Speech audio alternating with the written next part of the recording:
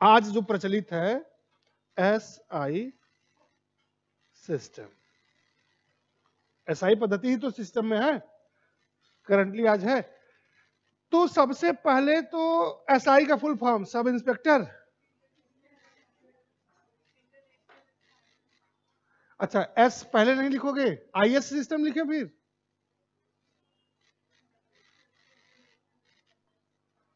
और भाई कोई SI सिस्टम को अगर फुल फॉर्म में लिखा जाए तो कैसे लिखेंगे?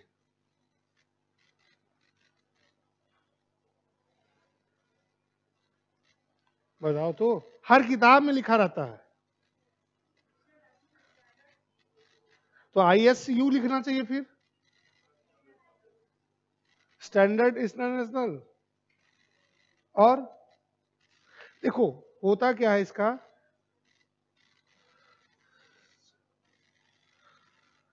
कॉमन सेंस लगाना चाहिए कि मैंने कहा ना ये सब डेवलपमेंट कहाँ होता है, फ्रांस में, सेवर्स में। तो जो लिखा जाता है वो फ्रांसीसी यानी फ्रेंच वर्ड में लिखा, फ्रेंच लैंग्वेज में लिखा जाता है। तो लिख रहा हूं देखो,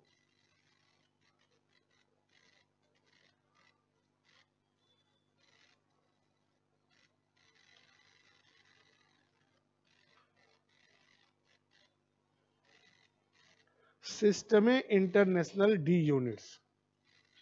इंग्लिश में इसको ट्रांसलेट करोगे इंटरनेशनल सिस्टम ऑफ यूनिट्स, और हिंदी में इसको ट्रांसलेट करोगे तो माप तौल की अंतरराष्ट्रीय पद्धति।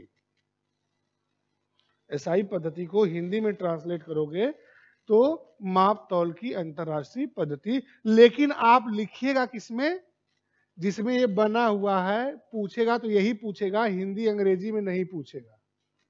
पूछता उसता है नहीं, कभी इधर उधर इंटरव्यू बोर्ड में फंस गए, इधर उधर की बातें वहीं पूछ ली जाती हैं, बाकी ये पूछने वाली चीज नहीं है। अब देखिएगा, लिखिएगा currently this system is used for the measurement across the world. Currently this system is used for the measurement across the world. वर्तमान में पूरे विश्व में यही पद्धति मापन हेतु प्रयोग में लाई जाती है।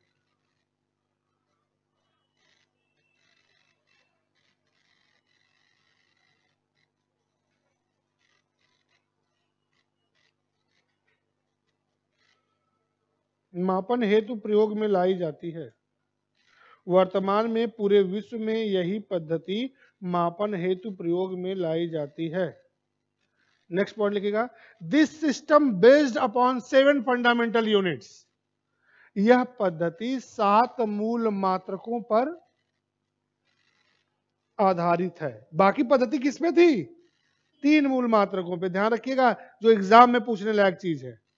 छुपा के लिख रही हो, कॉपी उठा के आधा, ठीक है, बैग में कॉपी डाल लो और उसी में हाथ डाल के लिखो, अगल बगल वाला कोई नहीं देखेगा।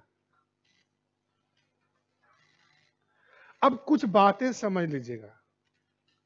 जैसे जब ये SI सिस्टम डेवलप किया गया था तो एक बात क्लियर कट बताई गई थी कि आप इसे किसी भी लैंग्वेज में लिखिए, किसी भी स्क्रिप्ट में लिखिए, एब्रीवेशंस आर नॉट अलाउड। किसी भी भाषा में लिखिए, किसी भी लिपि में लिखिए। आपके जो ये भाषाएं हैं कौन से शेड्यूल में है? पॉलिटी में पहुंच गए थोड़ा सा। कितनी भाषाएं हैं? 22। सबसे लास्ट में कितनी जोड़ी गई? कौन कौन सी? BDMS। कौन सा अमेंडमेंट से जोड़ी गई?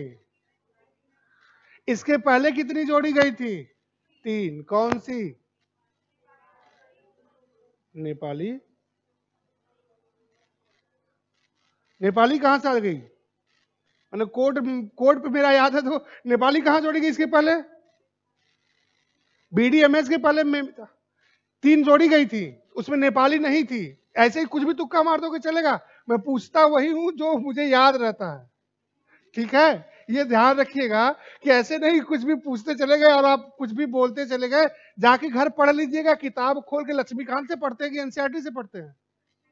ठीक है, लक्ष्मीकांत से पढ़ लीजिएगा, और नहीं समझ में आया तो कहिएगा, कॉन्फ्रेंस करा दूंगा लक्ष्मीकांत से डायरेक्ट, ठीक है।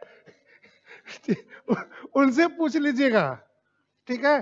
तो उसके पहले वो नहीं जोड़ा गया है, आप ऐसे ही उल्टा सीधा मत रखिए। मैं कहने का मतलब वो नहीं था, कहने का मतलब मेरा ये है, मैं तो आपको रिवाइज कर रहा था कि किसी भी लैंग्वेज में लिखिए, किसी भी स्क्रिप्ट में लिखिए। जैसे मान लीजिए आप लिखते हो कि एक कार चल रही है, उसकी स्पीड है 25 मीटर पर सेकेंड, तो आप क्या कर देते हो, 25 मीटर पर सेकेंड लिखते हो ना, और आगे लिखना है तो ऐसे ही, एब्रिविएशंस आर नॉट अलाउड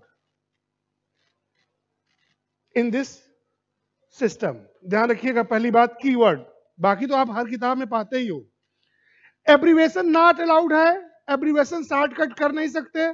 तो अगर आपको बहुत लंबा एक पैराग्राफ, 2 पैराग्राफ, 10 पेज लिखना है तो कैसे लिखेंगे, तो उसके लिए हमेशा इसको सिंबल डिफाइन किया गया कि आप शॉर्टकट में लिखते हैं तो किसी लैंग्वेज में लिखिए, लेकिन सिंबल वही होगा।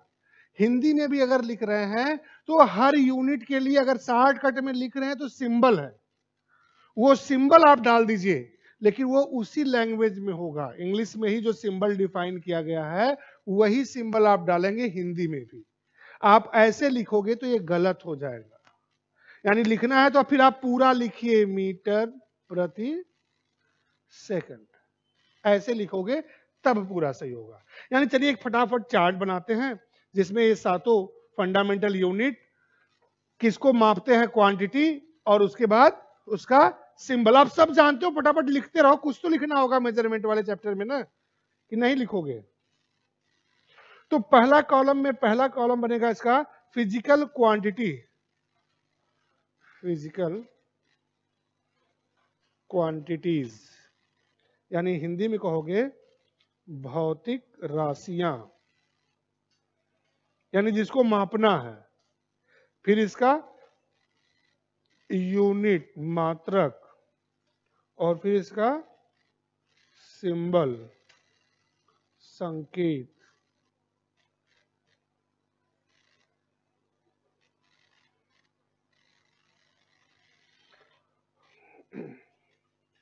अब ये सब लिखने की जरूरत नहीं है, लेकिन इसलिए लिखवा रहा हूं कि पिछली बार आप लोगों ने ही कहा था कि शुरू में सर बड़े आराम से चले थे, और नैनो टेक्नोलॉजी रोबोटिक्स में क्या किए, स्पीड पकड़ लिए थे, केवल समझा समझा के छोड़ दिए। उस समय भी मैं पूछ रहा था लिखवा दें, आपके नहीं समझ में आ गया, फिर भी मैंने आपको लिखा लिखाया प्रिंट मटेरियल दिया था। मैंने कहा ना इसका भी दूंगा, और इतना दूंगा कि आपको पढ़ना नहीं है, लेकिन छोड़ूंगा नहीं, वो गलती दोबारा नहीं करूंगा कि फिर आपको बोलने का मौका न मिले कि सर क्या किए थे, लास्ट में बहुत तेज चले थे। चलिए फटाफट लिखिए, पहली लिखिए लंबाई और लेंथ, लंबाई और लेंथ, सॉरी लेंथ और डिस्टेंस, लंबाई या दूरी। हिंदी इंग्लिश में यही होता है ना, प्योर इंग्लिश और प्योर हिंदी मीडियम में जब अलग अलग रहता है तो आसान रहता करना। इसके बाद है तो वो क्लास अलग है, सही है कि प्योर इंग्लिश सुबह, सुबह प्योर हिंदी, शाम को प्योर इंग्लिश, तो आसान होता है। लंबाई या दूरी, लेंथ और डिस्टेंस, मेजर किसके होते हो, मीटर में। हिंदी में पूरा, इंग्लिश में पूरा मीटर लिखिए। इसके लिए सिंबल क्या है, एम, स्मॉल एम, ध्यान रखिएगा।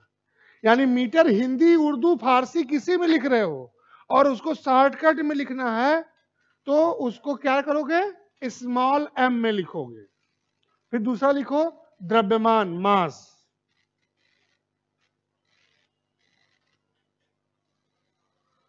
किसमें मेजर करते हैं, किलोग्राम, एसआई यूनिट किलोग्राम है, ध्यान रखिएगा।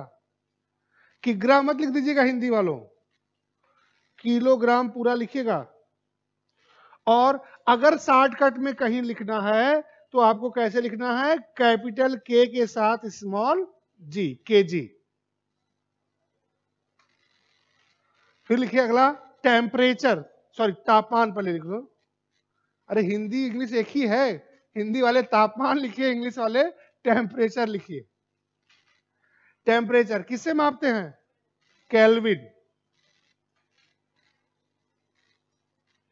और केल्विन के लिए कैपिटल के। समय, टाइम, टाइम पहले होना चाहिए था, चलो अभी लिख लो टाइम।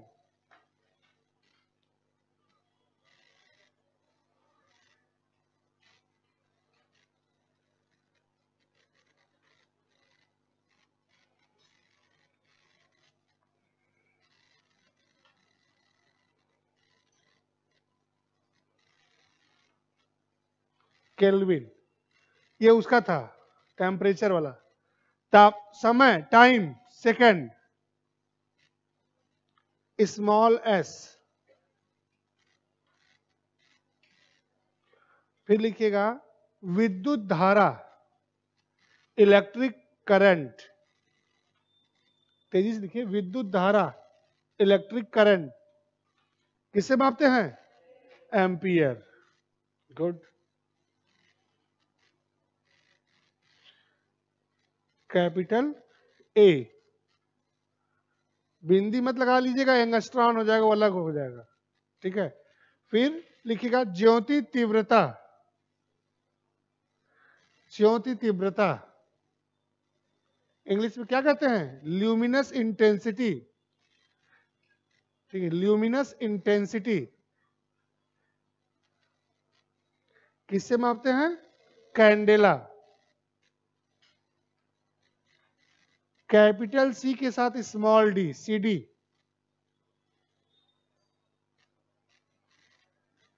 पदार्थ की मात्रा, अगला है पदार्थ की मात्रा, कैंडेला, कैंडेला।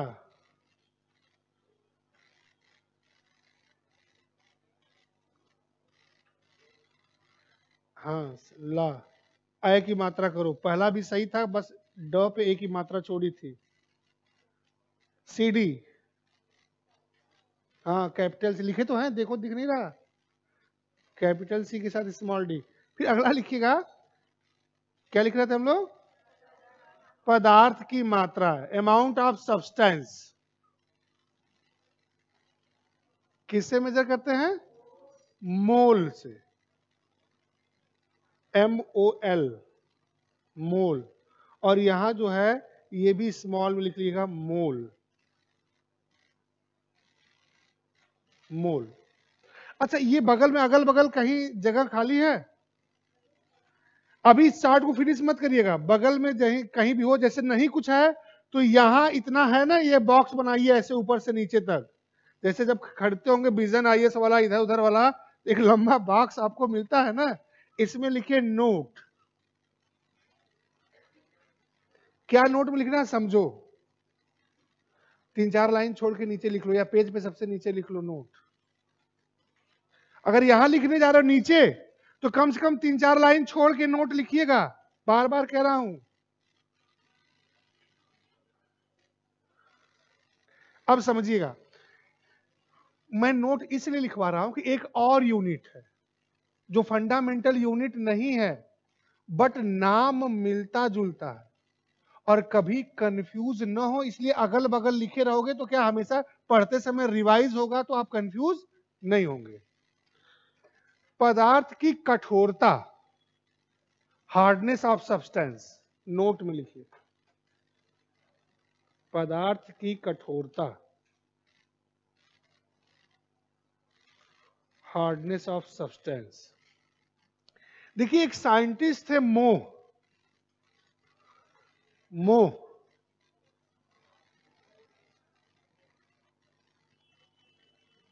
मोह, सुन लो फिर लिखिएगा। एक साइंटिस्ट थे मोह, उन्होंने किसी भी सब्सटेंस, जैसे यहां लिखे हो ना पदार्थ की मात्रा मोल में, उसी तरह पदार्थ की कठोरता क्या है? मोह। तो ये साइंटिस्ट थे, इन्होंने एक स्केल डेवलप की, एक स्केल, एक पैमाना बनाया जिससे क्या मेजर करते हैं हम? किसी पदार्थ की कठोरता। और उस कठोरता जो स्केल बनाया, तो स्केल पे यूनिट चाहिए, तो उन्होंने यूनिट, जो स्केल का नाम हुआ मोज हार्डनेस स्केल, स्केल का नाम हुआ मोह का कठोरता मापांक, एपोस्ट्रोफी एस लगाओगे तो मोज हार्डनेस स्केल। तो मोज हार्डनेस स्केल मतलब मोह का कठोरता मापांक मतलब किसी पदार्थ की कठोरता मापते हैं। और जो यूनिट दिया उन्होंने अपने नाम को ही यूनिट में बदल दिया, यानी यूनिट क्या हो गई, मोह। तो उस कठोरता मापांक में जो यूनिट यूज होती है वो क्या होती है, मोह। तो यहां देखिए मोल है, यहां मोह है, कंफ्यूज मत होइए। एक से हार्डनेस ऑफ सब्सटेंस मापा जाता है और एक क्या है, अमाउंट ऑफ सब्सटेंस। ठीक है, तो मोह के कठोरता मापांक से कठोरता मापी जाती है जिसकी इकाई क्या होती है, मोह होती है। ये आप पूरा चाहो तो डिटेल में इस नोट वाले में लिख सकते हैं। पदार्थ की कठोरता का मापन मोह से होता है जिसका उपयोग पदार्थ कठोरता मापांक पर होता है, या किसी पदार्थ की कठोरता मोह के कठोरता मापांक से मापी जाती है जिसकी इकाई मोह होती है। We can measure the hardness of any substance by the Mohs hardness scale and the unit of that scale is known as मोह। चलिए ये हो गया, ठीक। अच्छा एक चीज और यहीं पे कर देते हैं, अगर किसी चीज की सॉफ्टनेस मापनी हो, सॉफ्टनेस ऑफ एनी सब्सटेंस, किसी पदार्थ की जो है, अगर सॉफ्टनेस को क्या कहेंगे, कोमलता मापने के लिए जो स्केल होती है उस स्केल को क्या कहते हैं, यही होगा। अगर इस पे वैल्यू कम तो वो कम कठोर, कोई चीज कम कठोर है इसका मतलब क्या है, वो मुलायम है, सॉफ्ट है, कोमल है। ठीक, तो ध्यान रखिएगा कि कान को अगर घुमा के पकड़ ले तो हर चीज के लिए अलग नहीं है। इसकी वैल्यू कम आई यानी कम कठोर है, कम कठोर है मतलब क्या है, वो सॉफ्ट है। ठीक, तो ध्यान रखिएगा ये बात। ये तो 7 फंडामेंटल यूनिट है, इसके साथ 2 सप्लीमेंट्री यूनिट भी यूज होती है। ठीक है, तो इसी को चार्ट को क्या करिएगा, पूरा मत करिए, ऐसे ही नीचे डॉट डॉट डॉट खींचिए, और यहां ये फिजिकल क्वांटिटी वाला है ना, इसके इधर ऐसे डॉट जो है, ये लाइन जो आपकी इधर वाली आ रही है, ठीक है, इसके इधर लिखिए सप्लीमेंट्री यूनिट्स, पूरक मात्रक। नाम तो ये तीनों कॉलम ऐसे ही लिखना है, या उसी के नीचे पूरक मात्रक लिख के फिर उसके नीचे से सप्लीमेंट्री यूनिट क्या है लिख लीजिए। ठीक है, उसको अंडरलाइन कर लो ऐसे, सप्लीमेंट्री यूनिट। ठीक है, पूरक मात्रक। अब उसी में 2 और है सप्लीमेंट्री यूनिट होती है, लिखिएगा एंगल ऑफ प्लेन या प्लेन्स एंगल, तलीय कोण, किसी तल का कोण, तलीय कोण, plane's angle, angle of plane किससे मापते हैं, रेडियन, रेडियन।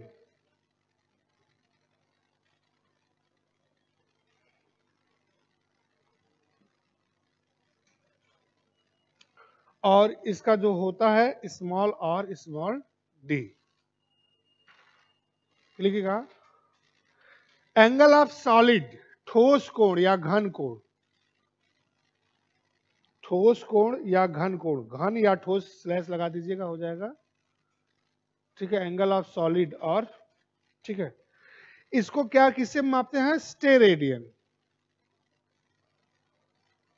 और एस और डी। ठीक, ये अब पूरा हो गया, यानी 7 फंडामेंटल यूनिट होती है और 2 सप्लीमेंट्री यूनिट होती है, 7 मूल मात्रक है और 2 पूरक मात्रक है उसके। ये हो गया। अच्छा, भारत में जो भौतिक प्रयोगशाला, लिखिएगा नेशनल फिजिकल लेबोरेटरी, राष्ट्रीय भौतिक प्रयोगशाला है कहां, फैक्ट है, पॉइंट वाइज लिखते रहिएगा। नेशनल फिजिकल लेबोरेटरी, राष्ट्रीय भौतिक प्रयोगशाला,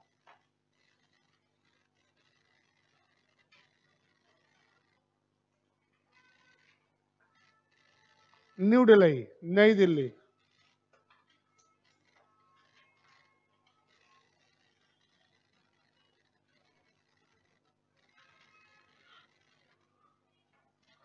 फिर लिखिएगा वही, we get specimens number 57 after the sign of BIPM। BIPM पर हस्ताक्षर करने के बाद हमें प्रतिलिपि संख्या 57 मिली है। अरे नई दिल्ली अलग चीज है, उसी में लिख दे रही हो। राष्ट्रीय भौतिक प्रयोगशाला कहां है? नई दिल्ली है। ठीक, वो हो गया। फिर नया पॉइंट बनाओ,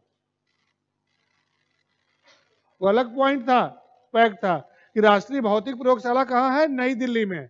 फिर अगला पॉइंट ये है BIPM पर, में नहीं, BIPM पर हस्ताक्षर करने के पश्चात भारत को प्रतिलिपि संख्या 57 प्राप्त हुई। After the signing upon BIPM, India get specimen number 57। किस चीज का स्पेसिमेन? वही ध्यान रखिएगा कि जो BIPM सबको देता है कि आप द्रव्यमान और लंबाई का मात्रक और समय का मात्रक क्या है, डिफाइन कैसे करोगे। आप अपने यहां किसी भी चीज का बनाइए, दूरी इससे न कम होनी चाहिए न इससे अधिक होनी चाहिए। अब यहां एक और इंटरेस्टिंग फैक्ट, जैसे हमने आपको बताया कि अब तो डिजिटल तराजू भी आने लगे हैं, लेकिन मैक्सिमम लोग अभी भी जाओगे बाजार में, सब्जी मंडी में, तो नॉर्मल ट्रेडिशनल तराजू यूज करते हैं। तो उनके पास होता है वाट, आम बोल चाल की भाषा में बटखरा भी बोलते हैं, होते ना, आधा किलो, 1 किलो, 250 ग्राम, 100 ग्राम वाट। हाँ, तो वही तो बोले केजी वेट। आम बोल चाल की भाषा में पूर्वांचल में बटखरा भी बोलते हैं उसे। ठीक, तो वो किस चीज का बना होता है? आयरन का। Very good. अच्छा, आयरन की एक प्रॉपर्टी जानते होंगे कि आयरन को खुले में छोड़ दीजिए, उस पर रस्ट लग जाता है, जंग लग जाता है। तो अगर लोहे पे जंग लग जाएगी तो उसका भार बढ़ेगा कि घटेगा? कितने लोग कह रहे हैं घटेगा? बढ़ेगा। ध्यान रखिएगा। अगर वजन बढ़ गया तो दुकानदार को घाटा। आप 1 किलो खरीदने गए, 1 किलो 100 ग्राम लेके आए।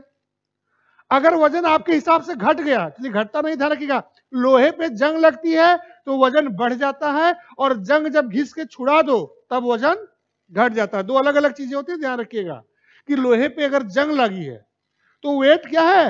बढ़ गया, और वो जंग जब हटा दिया आपने तो वेट कम हो गया। तो मान लीजिए दुकानदार चालाक है, वो रोज सुबह सुबह बालू पेपर लेके खूब अच्छे से रगड़ के साफ करता है, तो वो आपको क्या देगा? कम देगा, देगा ना। तो फिर जागो ग्राहक जागो वाले नारे का क्या होगा? रोज 100 ग्राम कम पाओगे। तो कहने का मतलब यह है कि लोहे से नहीं बनता होगा, क्योंकि लोहा क्या है, दुकानदार को यूज करना होगा तो पहले खरीद के 1 किलोग्राम का वाट रख देगा छत पे 2-4-6 महीने, उसके बाद घिस के साफ करके फिर यूज करेगा, आपको 100 ग्राम हमेशा कम देगा। किससे बनता है? लिखिएगा in India. Next point, KG weight is formed by, Bharat में किलोग्राम वाट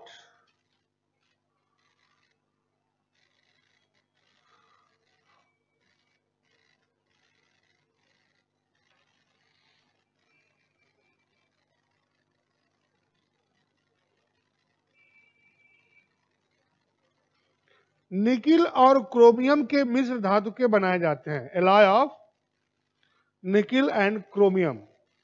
ध्यान रखिएगा, भारत में किलोग्राम वाट निकिल और क्रोमियम की मिश्र धातु के बनाए जाते हैं।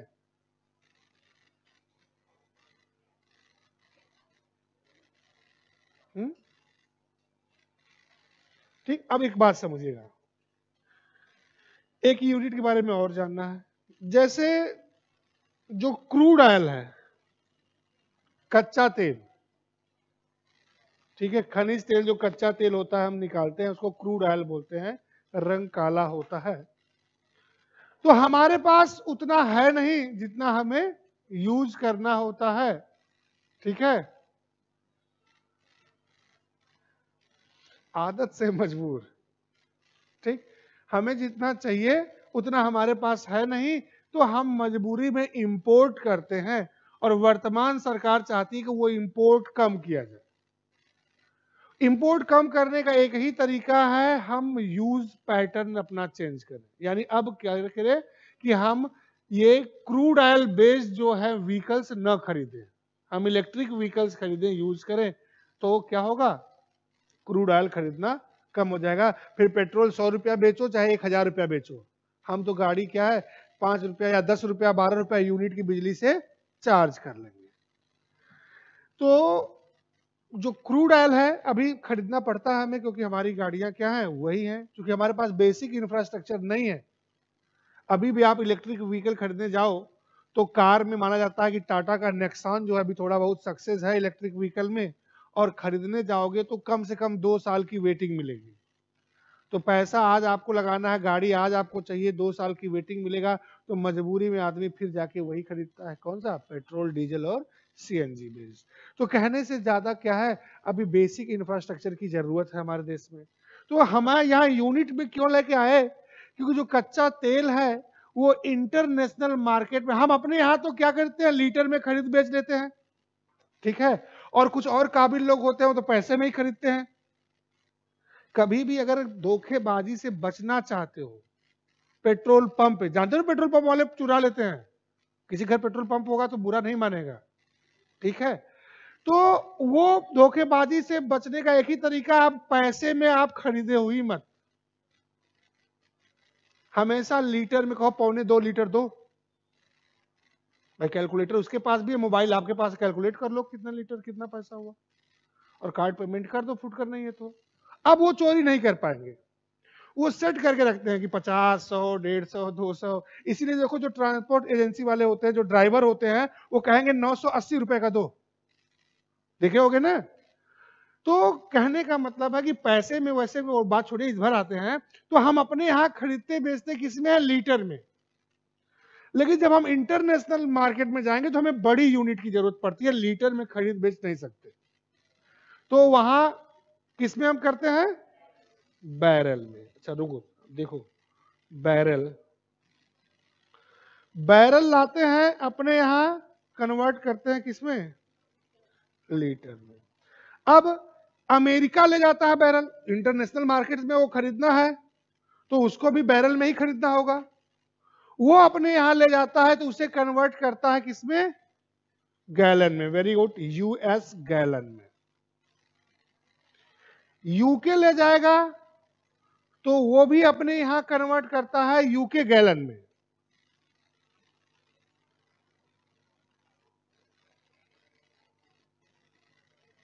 अगर ये बैरल में खरीद के इन यूनिट्स में कन्वर्ट कर रहे हो तो इनके बीच रिलेशन होगा। और आपके एग्जाम में कई बार भारत वाला तो पूछा हुआ, यानी आपके एग्जाम में पूछता है कि एक बैरल में कितना लीटर होता है, बताइए।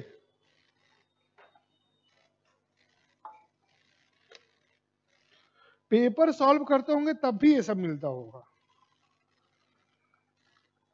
और यही बताना हमें यहाँ, ये थोड़ी बताना कि 1 किलोग्राम में 1000 ग्राम होता है, लिखो, तो बचपन से लिखते पढ़ते आए हो। एक बैरल में होता है 159 लीटर, यानी सबसे छोटी इकाई अपनी। अगर एक बैरल को यूएस गैलन में चेंज करोगे तो ये आएगा 42 यूएस गैलन। अगर एक बैरल को यूके गैलन में चेंज करोगे तो ये 34.97 यूके गैलन।